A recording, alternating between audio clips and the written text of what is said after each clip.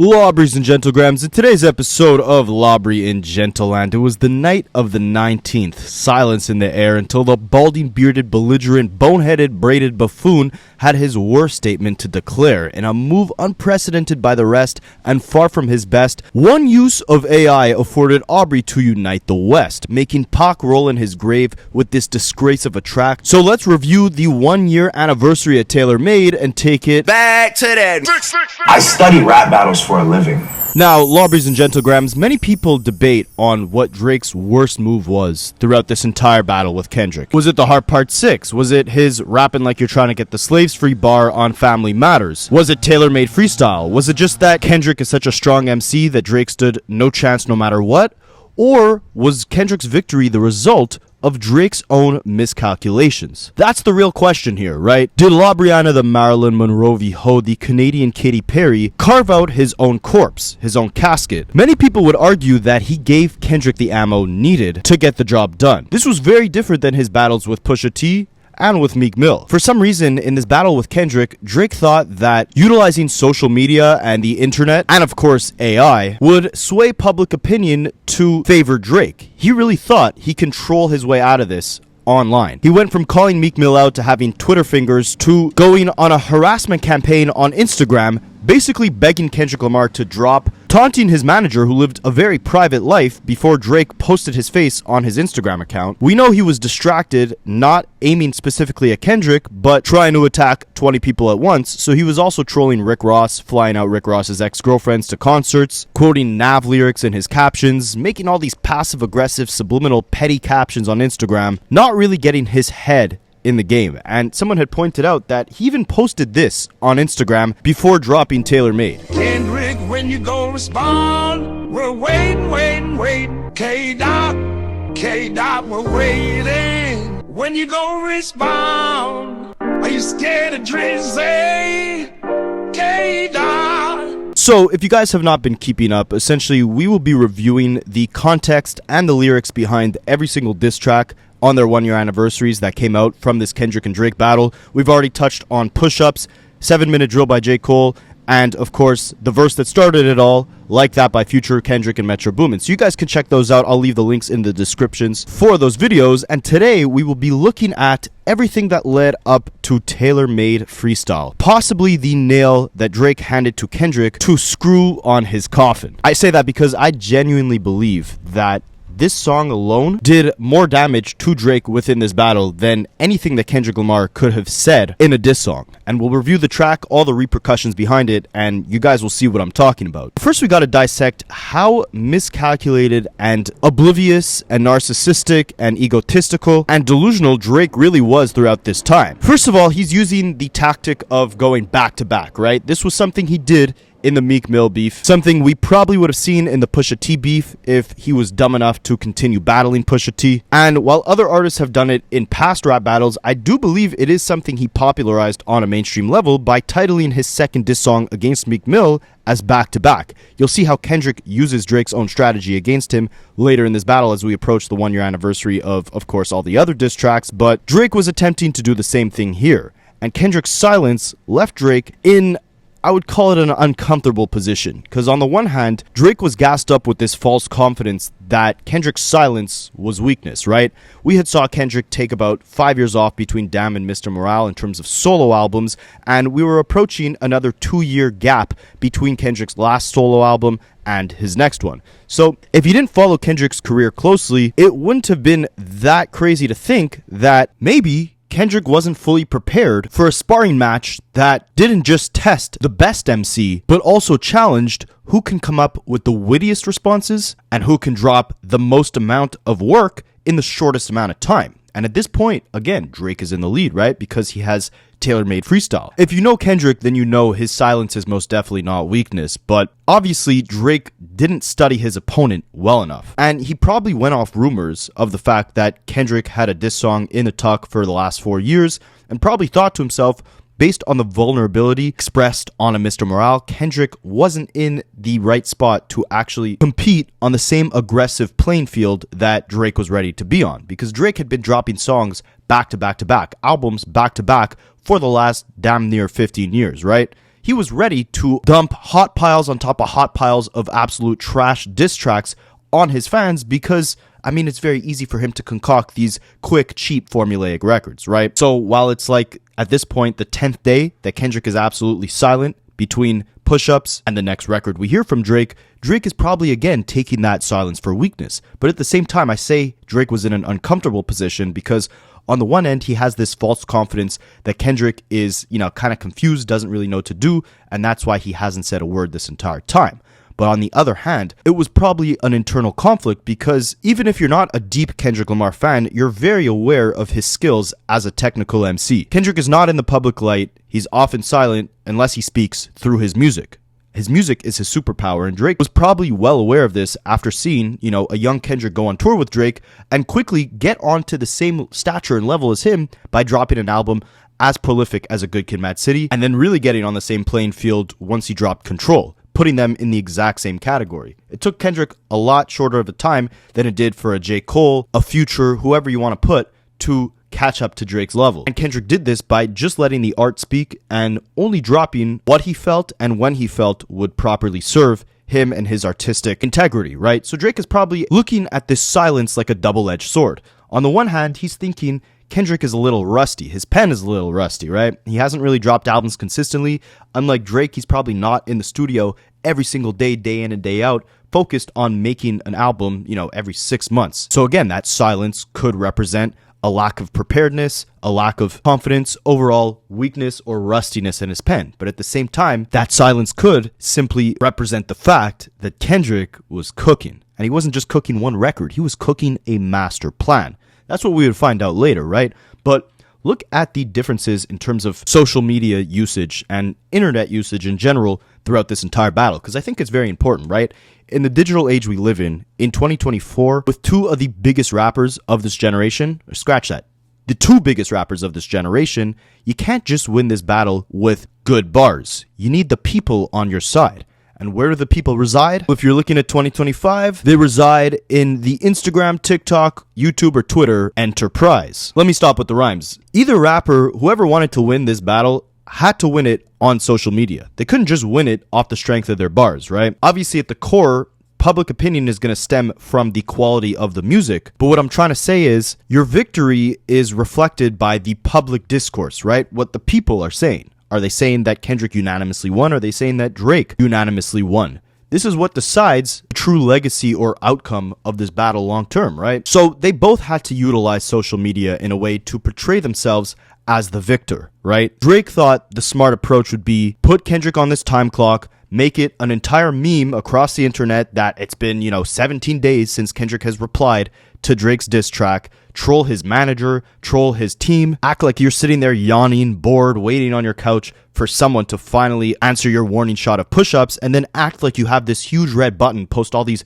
red button pictures on your Instagram, acting like you got this nuke ready to drop once someone does respond, right? That was Drake's whole plan. Troll and build anticipation to lure Kendrick into finally dropping, because again, at this time, there was rumors that Kendrick was sitting on a diss song against Drake for the last 4 years. Drake wanted him to drop that so he could go ahead and drop Family Matters, which we know since he previewed it at the end of Push-Ups, he already had pre-recorded. Taunting Kendrick on social media during Kendrick's silence was possibly a strategy to accomplish two things. One, to put pressure on Kendrick to drop sooner than maybe he was prepared to. And two, it was of course to make the fans think that you're kicking back, no pressure at all, just waiting for this battle to finally commence. At that time, when Drake dropped Push-Ups and then he dropped Tailor Made, there was this long-standing rumor that Kendrick had cooked up a diss track for him that was years old. But it was so crazy, and it was gonna be like a one-hitter quitter. And Drake was trying to get him to release the song. So if you had asked me, I think Drake had Family Matters cooked up in some sense. And I think Family Matters, the first part of the song that he teased at the end of Push-Ups, I think that was, he was like, all right, whatever song this drops, I'm going to drop this. So I'll do a tease, but I got to get him to drop this bomb. And meanwhile, while it was believed that Kendrick was sitting on this diss track and he was in complete silence for weeks after releasing Like That, he definitely also used social media to his advantage within this battle, just in the complete opposite way. While Drake had bars on his diss track against Meek Mill back-to-back rapping, "I'm not the type of guy that'll type to guys," he went the exact opposite direction in this battle. Meanwhile, Kendrick took that exact approach. He didn't type, he didn't talk, but instead, his Twitter feed became, you could almost call it an art gallery, simply of links to music, right? Every time he dropped a diss track, he'd put the link to it on his Twitter. So you could see the natural progression of him winning this battle further and further, winning public opinion with each new track that he dropped on his Twitter. If you go back and look at that Twitter feed right now, you don't see Kendrick Lamar talking about the battle. You don't see him expressing a single thought. Instead, he let the music speak for himself, his Twitter feed being a complete collection of all his diss tracks, the link to his GNX album, the announcement of his Super Bowl halftime performance, and his GNX Stadium tour with SZA, documenting each victory in real time on social media. So when you go back and look at this beef 10 years later, you'll see a bunch of trolling from Drake and simply music links on Kendrick's profile. At the same time, Drake ironically deleted every single diss track off of his social media, proving that he's trying to erase the stain that this put on his legacy. But in April of 2024, things were much different, right? And of course, a rap battle in 2024 was going to play out way differently than a rap battle, let's say, between Jay-Z and Nas back in the early 2000s. We're in the internet age. But not only do both these rappers use social media to their benefit throughout this battle, but we also see the emergence of AI. Because fans now have access to their favorite artists' vocals, before Kendrick Lamar ever dropped a diss track, after like that, random AI-generated diss tracks popped up left and right, fans concocting their own Drake and Kendrick disses and then slapping Drake and Kendrick vocals onto those songs to make the public believe these were real songs that just so happened to leak.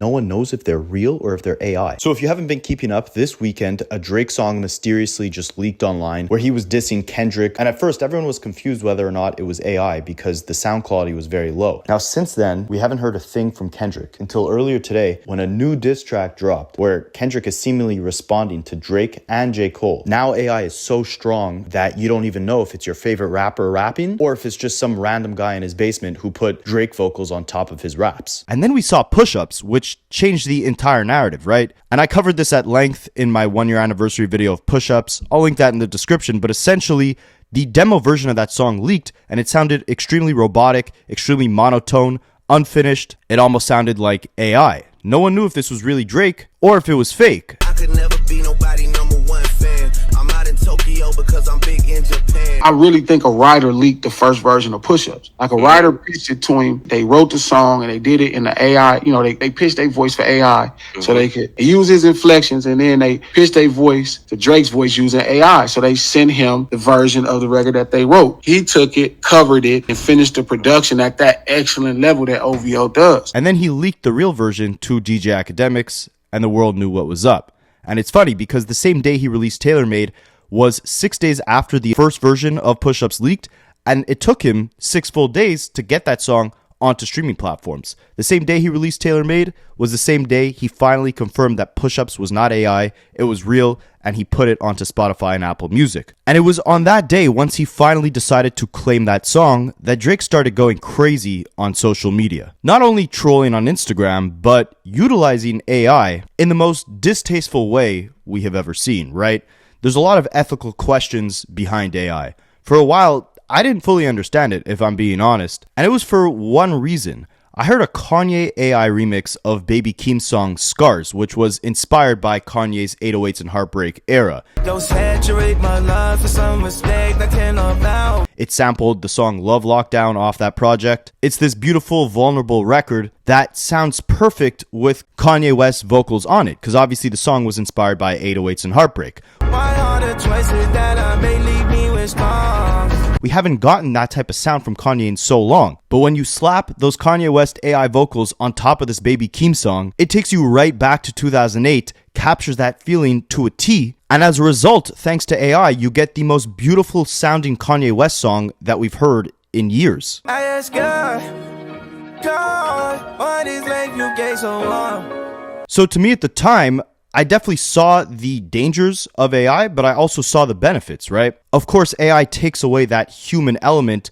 to a record, but simultaneously, it can also capture some of the best moments and eras and sounds that we've heard from our favorite artists. Kanye West can't recreate 808s and Heartbreak, but someone who studied him, like a baby Keem, can concoct this beautifully written song with the exact soundscape of an 808s and Heartbreak, and then you slap Kanye's vocals on top of it. And to me, simply being, extremely naive, this just sounded amazing. But this battle with all the fake AI diss tracks, and especially Drake's moves, showed me that AI can possibly do a lot more harm than good, specifically when it's used in a distasteful way. And admittedly, when Tailor Made first came out, I was kind of torn on whether or not this was a clever or horrible move from Drake. I'll play a clip at the end of this video of my reaction when Tailor Made Freestyle first came out way back last year. But at the time I understood a couple things, right? Firstly, AI was a massive part of the beginning of this battle, people not knowing if these AI diss tracks were real or if they were fake. So Drake addressing it with an AI diss track of his own seemed like a funny way to show that, he's really tapped in and aware to what was going on within public discourse at the time of this battle as it progressed. I also thought, considering the fact that Kendrick Lamar had constantly channeled Tupac throughout his career, and we'd see him do this in a much more tasteful way on a song like Reincarnated later on in 2024, I did think it was at least interesting, or, I guess you could say creative, that Drake decided to rap from the perspective of Kendrick's greatest mentors, of the artists that paved the way for him, and through their voices essentially pointed out or attempted to point out Kendrick's flaws while also giving him a pep talk to finally drop his record, while simultaneously trying to show the world that Kendrick was not prepared and Drake was fully tapped into every narrative. He knew about the AI rumors, he knew that Kendrick was gunning for the crown of the West Coast throughout his entire career, and he was trying to use Kendrick's influences and vulnerabilities against him on this record. And I think the main thing that Drake was trying to reference with Tailor Made was the To Pimp a Butterfly song Mortal Man, where Kendrick utilized Tupac's vocals to symbolically bridge generations of cultural leadership, struggle, and artistic activism. By conversing with Tupac on that song, Kendrick reflects on the burden of being a voice for the people, exploring themes of legacy, responsibility, and revolution. Tupac's sampled words emphasized urgency, social unrest, and the inevitability of rebellion when people are pushed too far, reinforcing Kendrick's message about the cyclical nature of oppression and the need for truth in leadership. On Mortal Man, Kendrick talked to Tupac like a mentor. It was done in a deeply respectful and intentional way. It was a spiritual conversation between two generations of black voices. He obtained permission from Tupac's estate to use the vocals. He framed the dialogue around themes of legacy, revolution, and the moral weight of leadership, and used the moment to elevate the cultural conversation. The use of those Tupac vocals were purposeful. They were tying Kendrick's role as an artist to the larger struggle for justice and truth. Meanwhile, nearly 10 years later, Drake flips that Mortal Man symbolism by using Tupac's vocals on Tailor Made Freestyle to mockingly mirror Kendrick's conversation with Tupac on Mortal Man. While Kendrick positioned himself as Tupac's ideological predecessor, Drake attempted to use Tupac in a similar manner as somewhat of a mentor to Kendrick, while seemingly structuring the messaging of those Tupac vocals to seem like he's lost faith or confidence within Kendrick. He was almost implying that Drake would be the one that Tupac would back in 2024. And beyond creating this false perspective that he wanted the world to think Tupac would have, there were also two major miscalculations and disrespectful aspects to Drake's utilization of Tupac vocals. Worst of all is, of course, Drake was not granted permission by Tupac's estate to use Tupac's vocals to concoct this false narrative. But even worse than that is that the execution of Drake flipping the Tupac endorsement or the symbolism within Kendrick's Mortal Man song came off as extremely disrespectful and provocative rather than powerful. Instead of honoring Tupac's voice, Drake commodified it, blurring the line between homage and exploitation. Basically, Kendrick used Tupac's voice to inspire, uplift, and reflect. Meanwhile, Drake used it to provoke, posture, and antagonize. Kendrick used Tupac vocals to speak about legacy. Meanwhile, Drake used Tupac vocals to speak about clout. But it wasn't just Tupac that was thrown in the mix on this diss record. The use of Taylor Swift's name and likeness, and even worse, the use of Snoop Dogg vocals, would also later go on to greatly backfire on Drake. And we haven't even gotten to the actual messaging of the song where he tries to 8 Mile himself, which obviously backfired on him horribly with Not Like Us, but even worse, as it's now being used as a defense mechanism by UMG in court while they battle Drake over this lawsuit that he filed. So let's peel the curtain back and break down this song and see why this was a tailor-made creation of Drake's own casket. The instrumental of Tailor Made Freestyle sounded like it belonged on a 2009 album from a West Coast artist. And this was intentional, right? The beat itself was produced by Boy Wonder, Arthur MacArthur, and a producer by the name of Blank. Arthur MacArthur, one of the song's producers, actually spoke on the beat, saying, "When I first heard the beat of Tailor Made, I couldn't believe it. I was like, why is Drake posting this old beat? Boy Wonder had sent it to me. They had the idea with the drums and the pianos, and I replayed the piano and added a bunch of instrumentals. The funny story about it is, you might notice it sounds like a West Coast beat. It was what Dr. Dre had been using for Detox, so he was sitting on it for years. I think it was supposed to feature Keisha Cole or something. There'd been a hook written by a Toronto artist called She Wisdom on it. I think Drake wanted an old school West Coast sounding beat, so it got sent over to him." Now, if you guys didn't know, obviously Detox was this mythical project that Dr. Dre had been working on for decades. Over the years, he recruited a multitude of different artists ranging from the biggest ones in the game to smaller up-and-coming artists. And back in 2005, Dr. Dre had actually hired Drake to write for him. And then when he got signed to Lil Wayne in 2009, both Lil Wayne and Drake had worked on Detox with Dr. Dre. Lil Wayne references this on his collaboration with Drake, Ransom, from 2008, where he says, "Me and Drizzy both wrote on Detox." There's even some leaked demo versions of Dr. Dre and Drake collaborations from way back in that era. Words just won't do it. Body language I'm speaking to her so fluent. The producer of Tailor Made Freestyle is saying that that beat was originally meant for those Dr. Dre Detox sessions. And this makes sense as Drake was in the studio way back in 2008, 2009, cooking up for Detox. Ironically, a couple years later, Kendrick would go on to do the same. Boy Wonder is one of Drake's go-to producers and someone he started with very early on when he first came in the game. So it makes sense that Boy Wonder had sent this beat to Arthur MacArthur to add some extra layers to it, and then it got sent back to Drake, and Drake had the intention of using it for a Dr. Dre demo for Detox. That's why there was this hook written by a Toronto artist already on it. Obviously, Detox never came into fruition, which, you know, the 10-year-old me is still mad at Dr. Dre for, and Drake, I guess, was sitting on this beat. So he decided there was no better time to use it than in this rap battle with the current king of the West Coast, Kung Fu Kenny, and place it as the backbone of this antagonistic troll to Kendrick, where his idols are essentially talking to him. So it starts off with AI Tupac vocals, basically Drake rapping and then slapping Tupac vocals on top of Drake's own vocals. The AI Tupac comes in on the intro saying Illuminati, Dawn's rise again, you can see it in my eyes again, and then we get into the first verse. A lot of these lines have aged terribly within the song, but they kind of are iconic within this beef, just within the context of the whole thing, not in a way that necessarily paints Drake in a positive light, but instead just to show how funny things have aged. The same way that line about, you know, Kendrick opening his mouth and someone handing him a Grammy has aged hilariously for Drake. The bars in Tailor Made did the same. So you'll see that as we review the track. It starts off, "Kendrick, we need you, the West Coast savior, engraving your name in some hip-hop history, if you deal with this viciously." Essentially, this is AI Tupac telling Kendrick that he was appointed to be the savior of the West Coast, even though on Mr. Morale, Kendrick lets the world know that he is not anybody's savior. But Drake, through these Tupac vocals, is essentially telling Kendrick that he will go down as a hip-hop legend if he deals with this battle viciously, if he comes in on the most aggressive tilt we've ever seen him on. But again, at this time, Kendrick was silent, and Drake took that silence for weakness, so he continues rapping, "You seem a little nervous about all the publicity.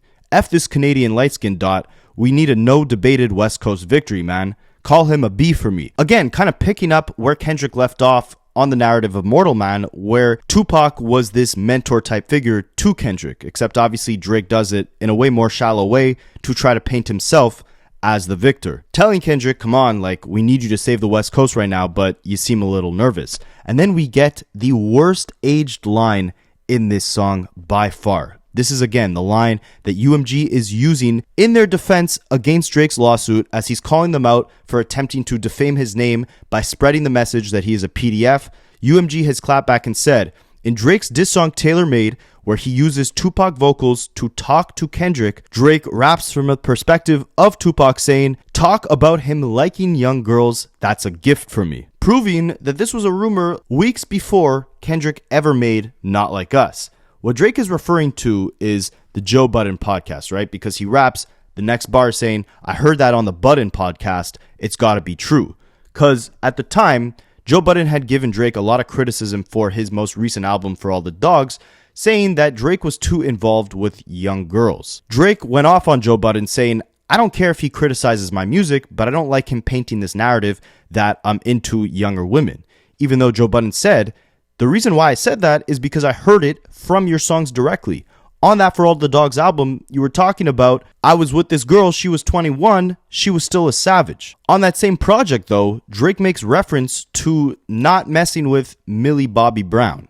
Millie Bobby Brown was I believe 14-year-old who had been talking about having weird text messages with Drake centered around her dating life and boy issues, saying that Drake gave her advice on that. She was also pictured on one of Drake's yachts back in 2017. You guys know the rest, but I say all this to say, this rumor did not start on the Joe Budden podcast. This rumor started with the strange actions that Drake took years before this battle or those Joe Budden criticisms ever took place. Drake tries to flip that to essentially 8 Mile himself. What that means is, in the final rap battle of the 8 Mile movie, Eminem is seen rapping against his opponent, and instead of actually going and dissing his opponent, he first starts off his rap by dissing himself, owning up to all the flaws that he has as a character. I am white, I am a effing bum, I do live in a trailer with my mom. Drake attempts to do that here by, using Tupac's voice to say, Kendrick, talk about Drake liking young girls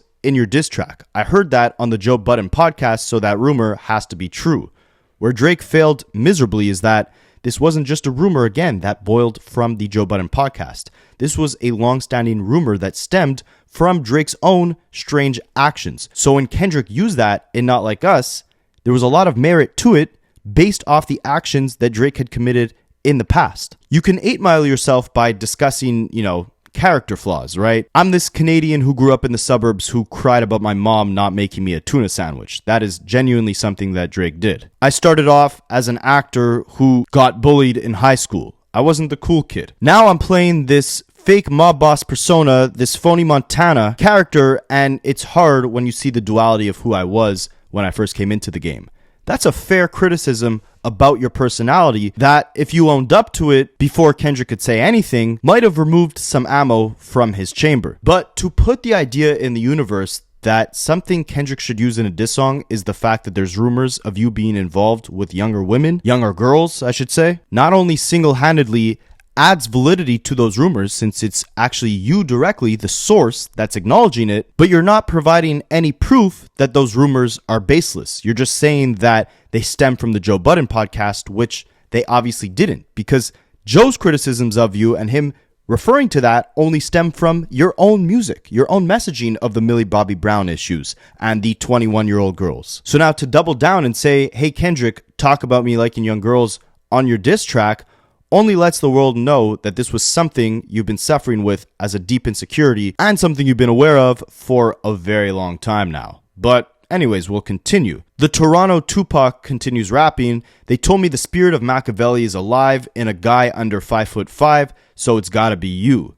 Essentially, again, making fun of Kendrick's height, just like he did on push-ups. Little did he know that Kendrick is not just short-statured, but he's the short-statured sharpshooting assassin. Then Dre goes on to mention where Tupac was in his life and his career before he tragically lost his life. As we know, he was famously involved in several beefs, most notably his conflict with Biggie, and the last concert Tupac ever did was at the House of Blues with his death row label mate, Snoop Dogg. So Drake, again, from Tupac's perspective, raps, I would beef the whole effing game. It was me and Snoop Dogg had my shirt off at the House of Blues. Basically telling Kendrick, like, if you're really the predecessor of Tupac, you would embody his spirit and beef the entire game. Rip your shirt off at your concert, embody that type of energy. So the Toronto Tupac continues saying, Kendrick, you gotta F this guy's girl, he gotta get abused. All that stuff about burning tattoos, Drake is not amused. That's jail talk for real thugs. You gotta be you.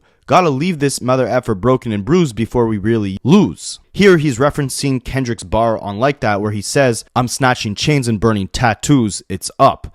Here, Drake is saying he's not amused by those bars. And he mentioned that on Push-Ups as well, where he rapped, you're never taking a chain off of us. How the F you big steppin' with a size 7 men's on? Here he's telling Kendrick, you've never been a thug, you've never been a tough guy, you've always been that good kid from a mad city. So in this beef, you can't be talking about snatching chains, burning tattoos, you just gotta be you. You gotta be who you really are. And if you don't, then the West Coast will really lose. And Drake continues, you asked for the smoke, now it seems like you're too busy for the smoke. I won't lie, the people confused. Now you gotta give this stuff another week and fall back so homegirl can run her numbers up. I would have refused. Here he's referencing how Taylor Swift, at the time that Tailor Made Freestyle was released, was in the process of releasing her latest album on April 20th, 2024. So what Drake is saying here is that Kendrick was too scared to drop his diss track, not only because he couldn't confront Drake, but he also didn't want to release it on the same week as Taylor Swift's album because he knew that would be a massive album. It would take away attention from his diss track and he wouldn't be able to secure a #1 song on the Billboard Hot 100 charts if all of Taylor Swift's new music was also hitting the charts in that week. But there's an added layer to this because at the same time, Kendrick's right-hand producer Soundwave and Taylor Swift's right-hand producer Jack Antonoff had been frequent collaborators. I believe they were even in a band together, and there were rumors that Kendrick was in the studio with Taylor's producer Jack Antonoff and his own producer Soundwave cooking up some new music. So there was this whole tie between Kendrick and Taylor Swift. Plus, at the same time, on Push-Ups, Drake rapped, we also need a verse for the Swifties. Top said drop, you better drop and give him 50. Obviously saying, like, Kendrick is doing features with these white pop stars for that mainstream appeal, and he'll compromise his artistic integrity for a hit with Taylor Swift. Drake is trying to send the message that basically Taylor Swift is on the same label as Kendrick. They're closely affiliated. She takes precedent or priority over Kendrick's releases. And Drake will, double down on this narrative later on in this song. So the fake Tupac continues, F these industry relationships, Taylor's not in your shoes. You're supposed to be the boogeyman. Go do what you do. Unless this is a moment that you tell us this is not really you. In that case, there's not really nothing left to say. I'll just pass it to Snoop. Now, there's not really much to decipher here. Nothing here that's incredibly deep, right? He's just basically saying, like, F the industry relationships, which Kendrick would flip on Euphoria, saying, F them guys and F the industry too. If you take it there, I'm taking it further. That's something you don't want to do. But Drake at this point is saying, you're silent, but you're supposed to be the boogeyman. Come on, like, we need to see what all that tough talk is really about. Unless this is the moment where you finally tell us that all that tough talk on Control, on Like That, talking about saying my name and you'll see Candyman, all of that is not really who you are. And in that case, this fake version of Tupac has nothing left to say, and he'll pass the mic to Snoop Dogg. Fake Snoop Dogg, right? Because again, Drake is using Snoop Dogg's vocals when it's really just him rapping. Now, the Snoop Dogg situation is very interesting and very layered, right? So, of course, Snoop Dogg, being from the West Coast, being arguably the biggest icon from the West Coast, coming up with Kendrick Lamar's mentor, Dr. Dre, and giving Kendrick his chain at the House of Blues, the same venue that both Tupac and Snoop Dogg performed at for Tupac's final concert, which Drake references in this song. That was the same venue where Kendrick got passed, the torch of the West Coast, right? That chain with all the West Coast artists, Snoop Dogg, The Game, Corrupt, etc., giving Kendrick that chain. It was the cosign to say Kendrick is the next up from the West Coast. But Snoop Dogg, being everyone's uncle, had relationships with everyone within the equation, right? He would, let it be known later on that he was riding for the West Coast no matter what. But just a couple months before this, we saw him make an appearance on Drake's album For All the Dogs. He had an interlude on that album. He's also collaborated with Kendrick, but him and Drake have collaborated arguably as much as him and Kendrick have. And we'd see Snoop Dogg, right after the song was released, actually react to it on Instagram, seeming extremely confused. They did what? When? How? Are you sure?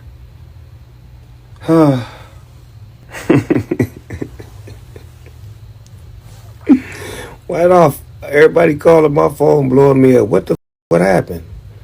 What's going on? I'm going back to bed. Good night.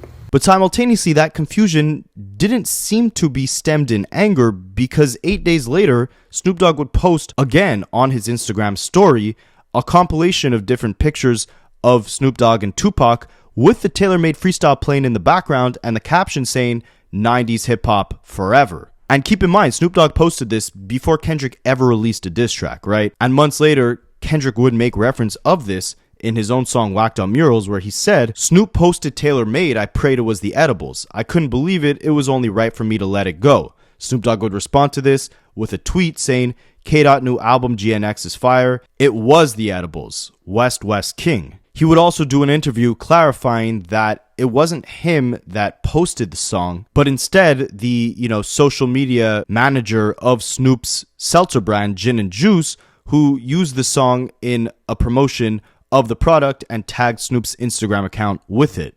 However, I find this explanation a bit fishy, because the video I showed you guys doesn't seem to be a promotion for that seltzer brand. I think this was Snoop Dogg posting it without realizing the ramifications or the disrespectful intent of that record. But once he did, he obviously clarified that, he probably wasn't thinking right and that he was riding with the West no matter what. He also said he didn't want to get involved in this beef, so he didn't appreciate his vocals being used to play one side versus the other, even emphasizing that he actually called Kendrick up and apologized. I did a whole video breaking this down. Maybe I'll leave it in the description. But yeah, Snoop Dogg definitely regretted ever even insinuating that he might be co-signing this song. But let's break down the verse that's rapped from Snoop Dogg's perspective with his AI vocals. It starts off giving Kendrick a pep talk just like Tupac, saying, "Nephew, what the F you really about to do? We passed you the torch at the House of Blues. Now you gotta do some dirty work. You know how to move, right?" Again, in reference to Snoop, The Game, Corrupt, a bunch of West Coast legends handing Kendrick the chain, telling the world that he was the next heir of the West Coast throne at the House of Blues. And Snoop actually spoke on that night saying basically Kendrick was just ripping that performance so hard that in the spur of the moment, without it even being planned, Snoop felt like he had to run on stage and hand Kendrick that chain and create an iconic moment for Kendrick's career and for the West Coast. So here Drake is referencing that, saying, we passed you the torch.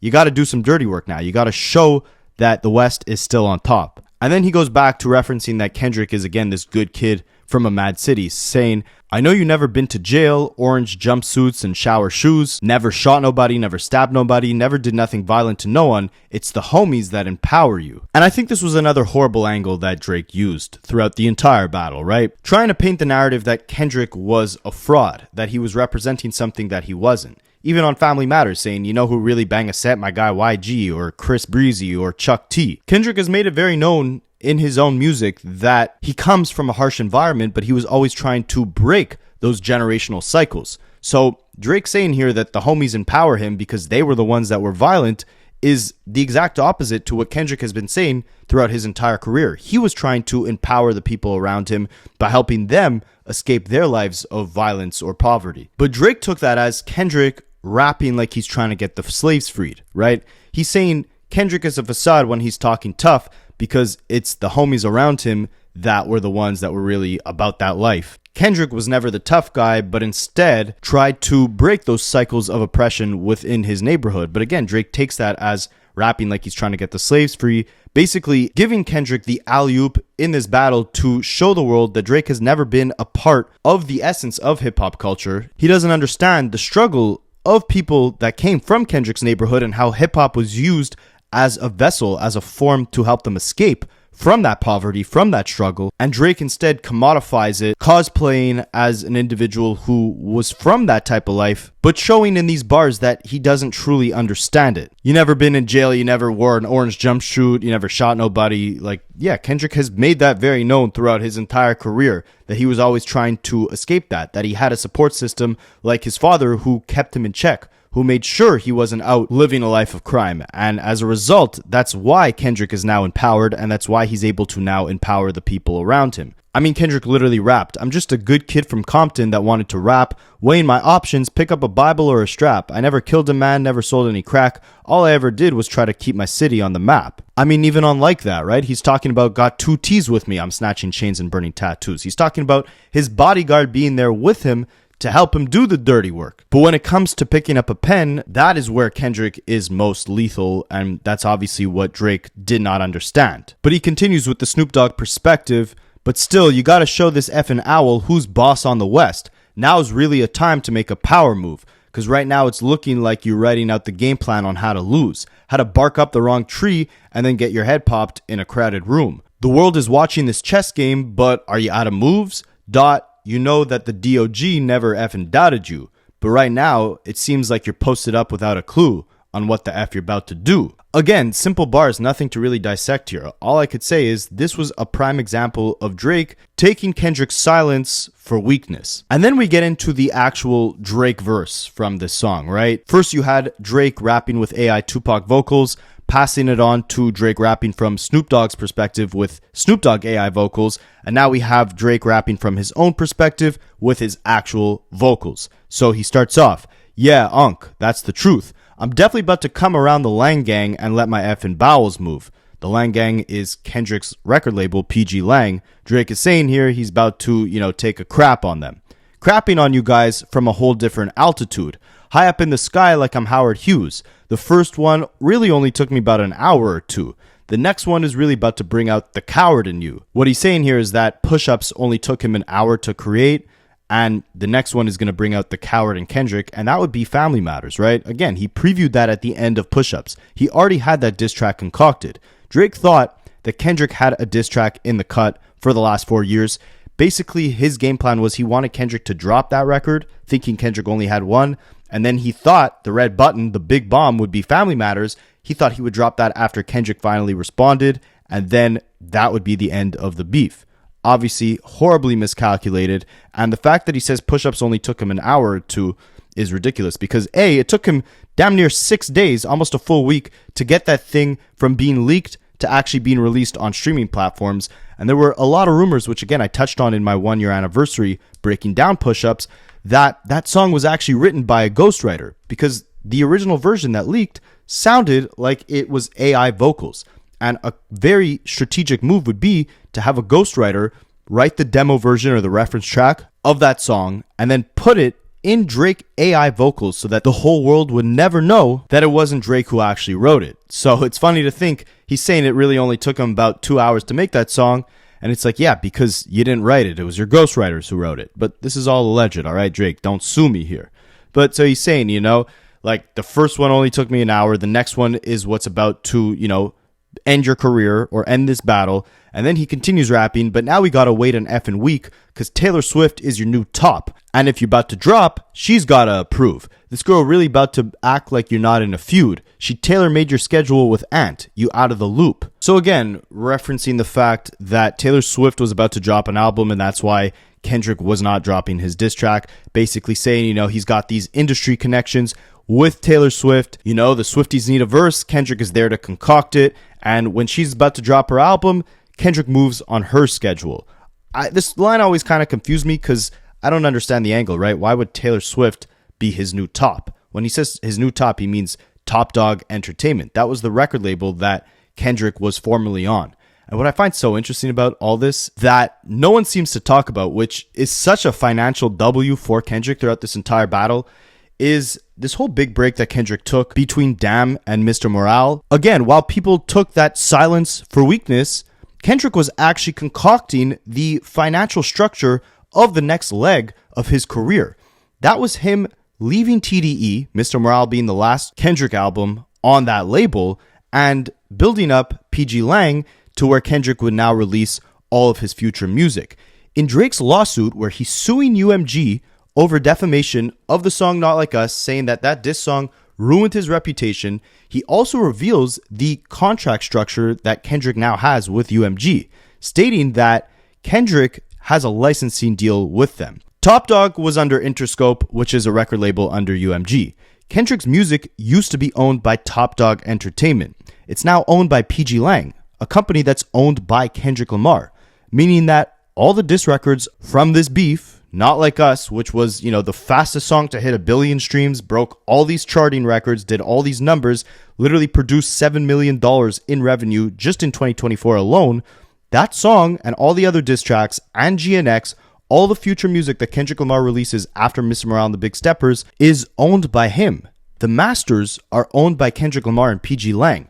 The music is licensed through UMG, but the actual masters, the residual profits of those songs, are collected by Kendrick and his team. So Drake starting this whole beef off, acting like Kendrick was in this horrible contractual agreement with Top Dog Entertainment, which is funny on another layer because Drake was obviously involved in a horrible contract with UMG and Cash Money Records, where his most profitable music was owned by UMG and Cash Money Records. It's also very funny because he's rapping like this on push-ups about Top Dog taking 50% of Kendrick's profits. Meanwhile, Kendrick had just left Top Dog Entertainment and was now in control of his own masters, meaning that any diss track he now released in this battle, all these massive records, Kendrick owns all the profits to. And now in this lawsuit, Drake is literally asking or demanding that UMG hand over all of Kendrick's contracts from the last year so Drake's legal team can process them and see if it helps their case at all. So, Drake is talking about on push-ups, pull your contracts, we got to see the splits. And this beef ends off with Drake suing, demanding to see Kendrick Lamar's contracts. Meanwhile, Kendrick has structured this new financial plan where he owns all his masters. So every time he's dissing Drake, he's directly profiting and owning the profits of that music. So, in this song, he's saying Taylor Swift is your new top dog, right? Taylor Swift is your new boss. Again, I don't understand that angle, but I just thought that tidbit of information was very, very interesting and another W for Kendrick because he owns the masters to the songs, these diss songs that Drake in this song, Tailor Made, was begging him to drop. Drake was begging him to drop these diss songs and making fun of the fact that he was in this bad contract and that Taylor Swift was his boss. Meanwhile, Kendrick owns his masters, so when he did end up dissing Drake, he directly profited off of those records a lot more than Drake likely did from the records that he put out. And then Taylor Swift's right-hand producer, Jack Antonoff, would end up producing the majority of the records off of GNX, which is now beating out all of Drake's albums on the charts. So it's just kind of funny how all these things play out full circle. And Drake, name drops the actual title of the song, saying, Taylor Swift Tailor Made your schedule with Ant, you're out of the loop. Ant is Kendrick's manager, who Drake doxed on Instagram when he was trolling Kendrick into dropping a diss song. But anyways, Drake continues rapping, I hate all you corporate industry puppets. I'm not in the mood. I love it when you guys talk loose like I'm not in the room. Since, like that, your tone changed a little. You're not as enthused. How are you not in the booth? It feels like you're kind of removed. And even Akademiks would later admit that this was a bold-faced lie because Drake told Big Mac and Akademiks that he thought or he knew Kendrick had to have been in the studio day in and day out recording and writing new disses because that's what Drake was doing at the height of this beef. So, him saying, how are you not in the booth? It seems like you're removed. Your tone changed since you dropped that like that verse. You're not as enthused. And then he comes in with the most iconic line of this song saying, you're trying to let this stuff die down. Nah, nah, nah. Not this time. You're following through. And you'll see as we review the 1 year anniversary of all the future diss songs that Kendrick most definitely did follow through. But Drake continues rapping, I guess we need another week to figure out how to improve. What the F is taking so long? We're waiting on you. The rest of y'all are definitely getting involved. Y'all getting it too. Referencing all the other rappers that were dissing Drake, right? Future, The Weeknd, Metro Boomin, A$AP Rocky, Rick Ross, etc. Soon as you get the courage to drop, I'm out on the loose. And then we get a little spoken word outro from Drake where he says, yeah, shout out to Taylor Swift, biggest gangster in the music game right now. I moved my album when she dropped. I said that already.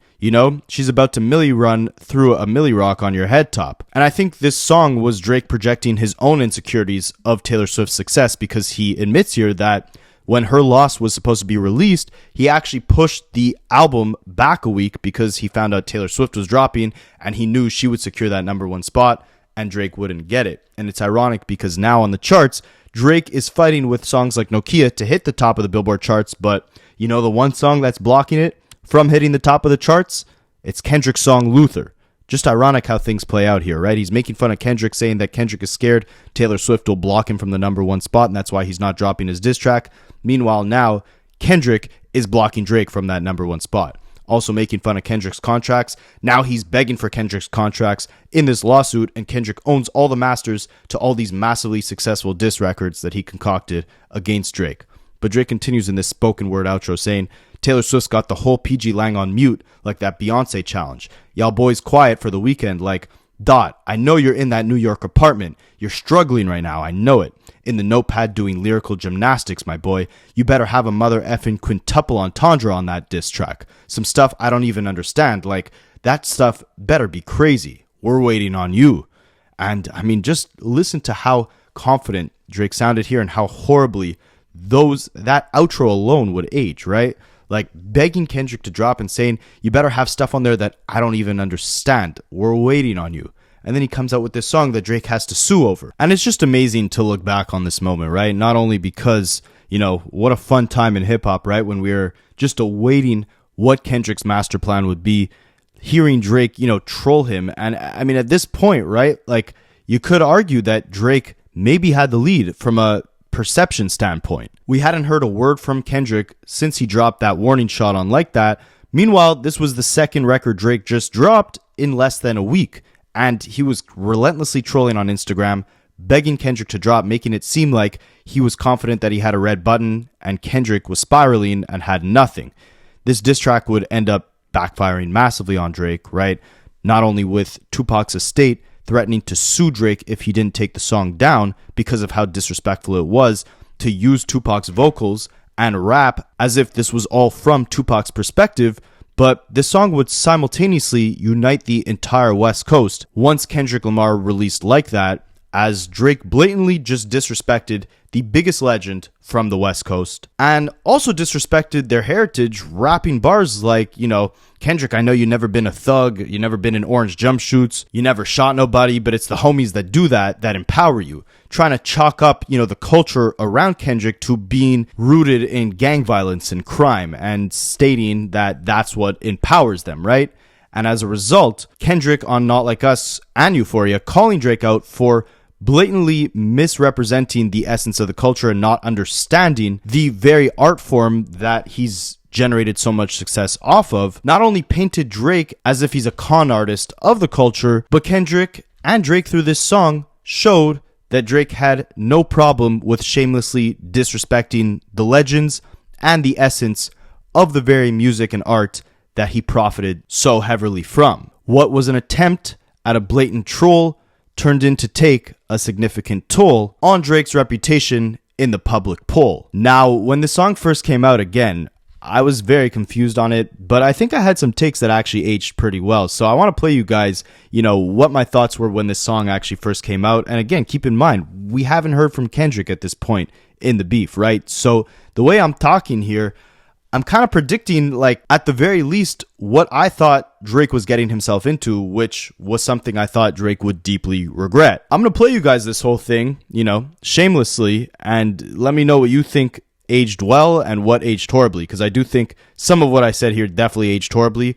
I didn't have, you know, the foresight to really understand why using AI like this was so disrespectful, or as disrespectful as it was. I think it took me like at least a good day or two to actually understand it, right? Because I recorded this video, the reaction video, when the song first came out.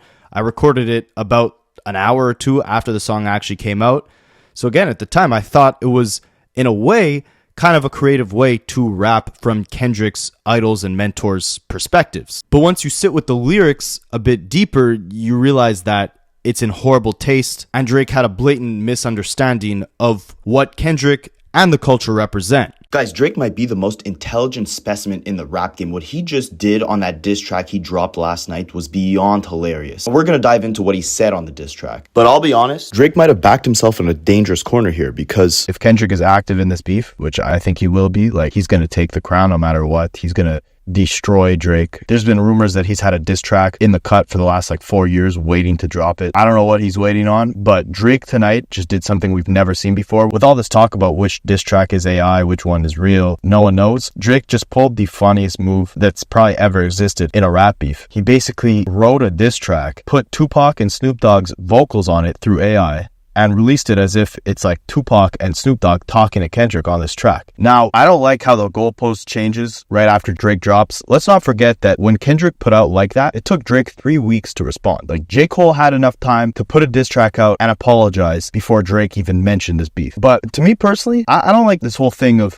being on the clock with a diss track, right? I think it's got to be quality over quantity. So I'd rather get a scathing, crazy diss track that changes the whole game in, a month from now, instead of, making Kendrick release 3-4 days after Drake drops something. It almost seems like he has something in the tuck, like some sort of information on Kendrick that he's just waiting to drop, because he keeps mentioning, that he wants Kendrick to come out and say something. The last bar of this song, Drake says, "Soon as you get the courage to drop, I'm out on the loose." So it's obvious that, Drake is keeping something tucked. Drake has some sort of information on Kendrick that he's waiting to reveal. And I have no doubt that Kendrick also has a bomb to drop on Drake, and he's just waiting. He's just perfecting it, and it's going to shake up the whole game. Whereas Kendrick, I think, is taking more of his time to drop something that's a lot more calculated, that really shakes the game up, but maybe won't respond as frequently as Drake would. But what really interests me here is that at the end of this track, Drake just continuously emphasizes that he's got a bomb to drop on Kendrick, and he's just waiting for Kendrick to respond so he could drop this bomb on him. And this has to be something that we just don't know about, right? If Drake really has some sort of bomb to drop on Kendrick, it's got to be some unrevealed information, some private information. Same way Pusha T revealed that Drake had a kid. Maybe Drake has some sort of information like that on Kendrick, and he's just hiding it and waiting for Kendrick to respond so he can, come back and reveal some sort of crazy info to the world. He's kind of hinted at Kendrick having some sort of marital strains. In his first diss track, he was saying, the way you're doing splits, your pants might rip. That's in reference to, there was rumors that Kendrick was potentially going to split up with his wife and he had an affair. This isn't confirmed, but maybe Drake has some sort of exclusive information in that regard, and he's just waiting for Kendrick to respond before he drops it on the world. But again, man, I think, Kendrick's entitled to take a bit of time with this response. Like, it took Drake over 3 weeks to say anything about this entire beef. And now he's, acting like Kendrick's on the clock. Kendrick's got to respond. It's hypocritical because Drake took his sweet time to release, whatever he released. And in this new song, he's claiming that the first diss track he put out only took him 1 or 2 hours to complete. But it's like, it took you 3 weeks to release it. So, are you really being honest here? Like, let's keep it real. Kendrick is a super hard target. I don't think Drake can stand toe to toe with him lyrically. And I've said this before. And I think Drake knows he has to be extremely calculated with these responses, and I think that's why it took him so long initially to come out with any sort of diss track. And now that he did, he's acting like the rules have changed and Kendrick needs to, rush some sort of response. So I'm curious what you guys think. Like, should that be a rule in a rap battle where rappers need to respond in a certain amount of time? I'll emphasize it again. I think Drake is in trouble when Kendrick drops. The last time he jumped out the gate like this was the Pusha T situation, and it didn't end well for him. And I would argue Kendrick is a much stronger rapper than a guy like Pusha T. And I would also argue that Kendrick has been wanting this beef for the last 10 years. And he either probably has some info on Drake, or he's just ready to demolish and dissect and destroy every aspect of Drake's entire career. Kendrick wants that top spot, and he likely knows that in order to get that, he's got to go toe-to-toe against Drake and show the world that he's not only a better rapper, but can play the game better than Drake. He can outdo Drake on the bars, on the commercial appeal, on success, on public perception. Like, he's got to take every aspect of being the GOAT away from Drake. And I don't think that he needs to be on the clock for something like that. Now, I know in the comments you guys are going to say I'm glazing Kendrick, but I'm a fan of hip-hop. I want quality music. I don't want rushed diss tracks. I don't want, half-assed bars. I respect it. I respect if you could respond quickly when someone takes a shot at you. But what I think matters more is your legacy and what you stand for and what you bring to the public. And again, I can't emphasize enough, I think Drake is such an easy target for Kendrick. I don't think Drake really knows what he's in for, and I don't think the world knows what we're in for when Kendrick responds. Now, I really hope I'm right, because if I'm not, then you guys can all say in the comments I've been glazing Kendrick, because I'm so confident. He's taken so much time out of this music shit, but every time he drops, the world stops. And he just puts out, groundbreaking music, and no one could compete on that level. And I think he's been wanting this beef for 10 years, and I do not think that he's going to let himself lose. Don't forget, he's as calculated as Drake is as a rapper, and with his reputation, the moves he makes. So, while Drake's putting out these funny, freestyles, I don't think Kendrick needs to be on the clock. I think Kendrick needs to just drop something that will shut the world up, that will just destroy Drake's reputation, that will just destroy Drake lyrically, and make something that A, can hit the charts at #1 like he did with that Like That feature, and B, make something that will just be so hard for Drake to respond with. A lot of other people are saying that like Drake is the underdog here and we're underestimating how much of a challenge he really is going to be for Kendrick.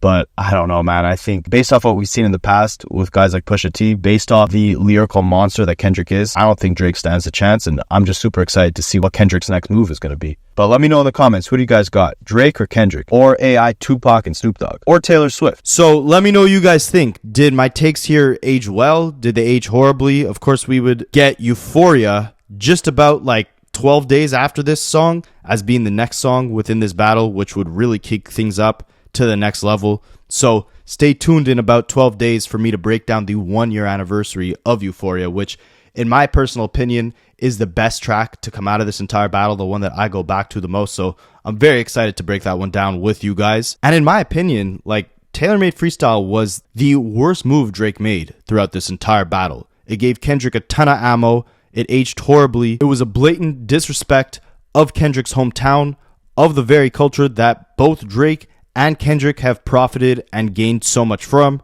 And of course, it was the catalyst for Kendrick to discuss a lot of the topics that he touched on within his diss tracks in the coming weeks. So stay tuned for the 1-year anniversary breakdowns of those. Let me know in the comments how you guys feel about Taylor Swift freestyle or Tailor Made freestyle 1 year later, and I will catch you in the next one.